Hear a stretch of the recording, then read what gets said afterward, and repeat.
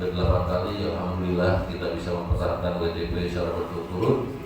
Seperti Pak Suprat tadi sampaikan, mudah-mudahan tahun ini, ya di tahun 2021 kemarin, kita bisa mempertahankan WTP lagi untuk 9 kali. WTP ini sangat berpengaruh terhadap keberadaan Polri khususnya, ya.